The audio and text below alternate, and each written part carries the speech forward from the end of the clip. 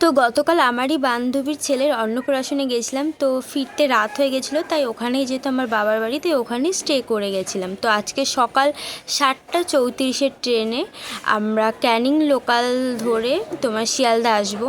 তো বেদবেড়ে থেকে উঠেছিলাম, বেদবেড়ে থেকে উঠেই দেখো সাথে সাথে কিন্তু বসার সিট পেয়েছিলাম। তো ওই যে মহিলাটা বসছে, ওনারা আমাকে বসতে দিলেন না। এনারা প্রত্যেক দিন যাতায়াত করে, মানে প্রত্যেক দিন কলকাতায় কাজে যায়। তো ঠিক আছে, ভালো কথা, আমাকেই সামনেও দাঁড়াতে দেবে না ওনারা। ওনারা বলছে সামনে যদি দাঁড়াও তাহলে কিছু মহিলারা এসে তোমায় ঠেলে বের করে দেবে। আমি বলছি কেন, আপনারা থাকতে আপনারা কি কিছু বলতে পারবেন না? আমি তো আগে এসি, তাই এখানে দাঁড়াচ্ছি, ফাঁকা পেয়েই জায়গায় দাঁড়িয়েছি, আমি তো কাউকে ঠেলে ঢুকছি না। ওনারা তো কিছুতেই দাঁড়াতেই দেবে না। আমি বলছি আপনারা তাই বলে আমাকে সাহায্য করবেন না? তো ওনারা এমন ধরনেরই মানুষ যে ভিডিও করতে দেখে ওনারা লজ্জায় মুখ এবার ঢেকে ফেলছে। তো তোমরা দেখতে পাচ্ছ লজ্জায় এরা মুখ ঢেকে ফেলছে। যে আবার এরা এটাও বলছিল যে আমি ভিডিও করছি দেখে ওনারা যদি সেটা দেখে তাহলে ওনারা আমার ক্যামেরাটা ভেঙে দেবে। তো কি করব?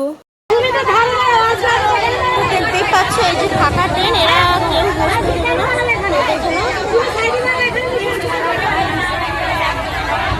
এই যে ফাঁকা ট্রেন, এখানে কেউ দাঁড়াতে দিচ্ছে না। তোমরা একটু দেখে নাও।